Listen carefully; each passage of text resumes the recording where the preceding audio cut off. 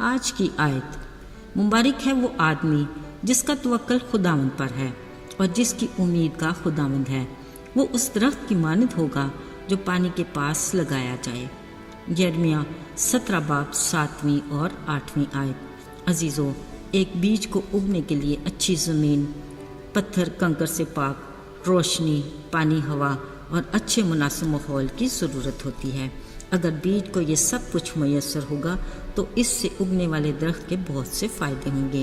مثلا وہ آب و ہوا کو صاف اور ماحول کو خوشگوار رکھتا ہے، پرندے بسیرا کرتے ہیں، پتے جانوروں کی خوراک بنتے ہیں، اس کے سائے میں بیٹھنے والے کو سکون ملتا ہے، لکڑی فرنیچر بنانے کے کام آتی ہے اور کچھ فالتو لکڑی ایندھن بن جاتی ہے۔ اس کی جڑ اور چھال مختلف ادویات میں استعمال ہوتے اور شفا کا باعث بنتے ہیں۔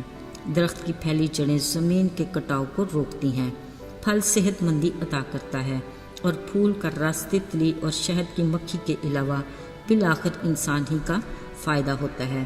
عزیزو، یوں تو کائنات کی کوئی چیز بنا مقصد نہیں، پر درخت کی اپنی ایک خاص اہمیت ہے۔ جب ہی خدا تعالیٰ نے خشک زمین کو حکم دیا تھا کہ اپنے اندر ہر طرح کے بیج رکھنے والا ہر جنس کا درخت پیدا کرو، اپنے کلام میں خدا اس انسان کو پانی کے پاس لگے درخت سے تشبیہ دیتا ہے جس آدمی کا توکل اور بھروسہ اور امید خداوند میں ہے۔ پانی کے پاس لگے ایسے درخت کی جڑیں پانی کی طرف ہی پھیلتی ہیں جو اسے تازگی عطا کرتی ہیں، پھر چاہے جتنی بھی گرمی آئے اس سے کسی طرح کا خطرہ نہیں، اس کے پتے سرسبز ہی رہتے ہیں۔ عزیزو، ایسا شخص جس کا توکل اور بھروسہ خداوند پر ہے، بطور درخت خوش سالی میں بھی کچھ خوف نہیں، ہر حال میں وہ پھل لانے سے بھی باز نہ رہے گا۔ عزیزو، پھلدار درخت بننے کے لیے خدا کا کلام جو بیج کی مانند ہے، ہمیں اپنے دل کی زمین کو اس کے لیے تیار کرنا ہے، اور دل کو ہر طرح کے اندیشوں، فکر اور شک کو جو کنکروں اور پتھروں کی طرح کلام کے بیج کو اگنے میں رکاوٹ بنتے ہیں، انہیں نکالنا ہے۔ خدا کا کلام جو قدموں کے لیے چراغ اور راہ میں روشنی کی مانند ہے، اس روشنی میں خود کو پرکھتے رہنا چاہیے، کیونکہ کلام کے بیج کو پھولنے پھلنے کے لیے روشنی کی بھی ضرورت ہوتی ہے۔ بیج کی نشو و نما کے لیے تازہ ہوا بھی چاہیے۔ یاد رہے، خدا کے وعدے تازہ ہوا کی مانند ہیں جو ہماری زندگیوں میں تازگی لاتے ہیں۔ بیج کے اگنے کے لیے اچھا اور مناسب ماحول یعنی بری صحبت سے بچنے کی بھی ضرورت ہے۔ جو جڑی بوٹیوں کی طرح ہمارے آس پاس اگ جاتے ہیں، انہیں ختم کرنا ہے۔ درخت جو سرسبز رہتا ہے، اس کی جڑیں پانی کی طرف ہی پھیلتی ہیں، اس لیے ہمیں یسوع کی رفاقت میں روز بروز آگے بڑھنے کی آرزو کرنی چاہیے۔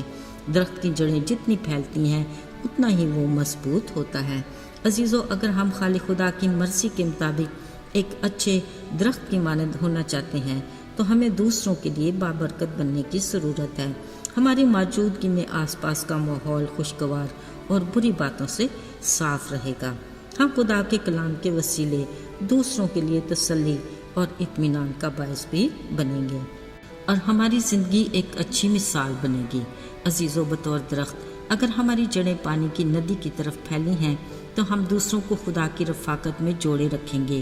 ایک درخت کے لیے پھل لانا کتنا ضروری ہے، لہٰذا بطور مسیحی اگر ہم میں روح کا پھل یعنی محبت، خوشی، مہربانی، نیکی، حلم، پرہیزگاری، اطمینان، تحمل اور ایمانداری نظر نہیں آتے تو نہ صرف ہماری اپنی روحانی زندگی میں ترقی اور بڑھوتری کا خطرہ ہے، بلکہ ہم دوسروں کے لیے بھی بالکل بیکار ہیں۔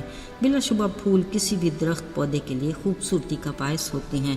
ان پر آنے والی تتلی اور شہد کی مکھی نہ صرف خود پھول سے فائدہ حاصل کرتے ہیں، بلکہ جاتے وقت پھول کا رس لے جا کر کسی نہ کسی صورت انسان ہی کے لیے کارآمد بناتی ہیں۔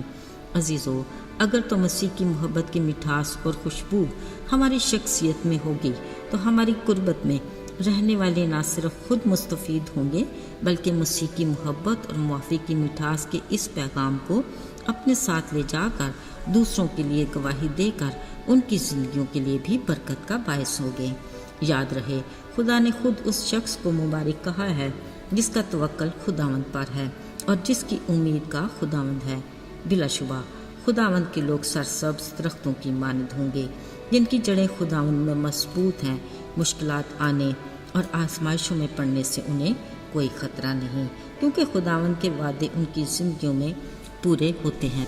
عزیزو، زندگی میں خشک سالی جیسے سخت حالات بھی کیوں نہ آ جائیں، سدا بہار درختوں کی مانند خدا کے لوگوں کی زندگیوں میں روح کا پھل اپنی بھرپور بہار کے ساتھ دکھائی دیتا ہے، جس کی بدولت نہ صرف خدا کے نام کو عزت حاصل ہوتی ہے بلکہ اس کے نام کو جلال بھی ملتا ہے۔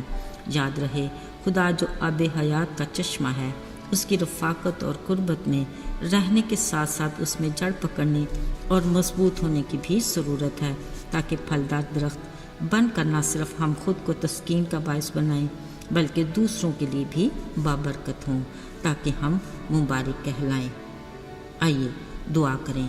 اے آسمانی باپ، ہم تیرے شکر گزار ہیں کہ تو نہ صرف زندہ بلکہ سچا خدا ہے، جس کے وعدے اپنے لوگوں کے لیے اٹل ہیں۔ ہمیں اپنے میں مضبوطی عطا کر تاکہ ہمارا توکل تجھ پر ہمیشہ قائم رہے۔ تو ہی ہماری آس اور امید ہے، تاکہ ہم تیری نگاہ میں مقبول ہوں بلکہ آج کی تازہ برکت کے حقدار بھی ٹھہریں۔ یسوع کے پاک اور مبارک نام میں آمین۔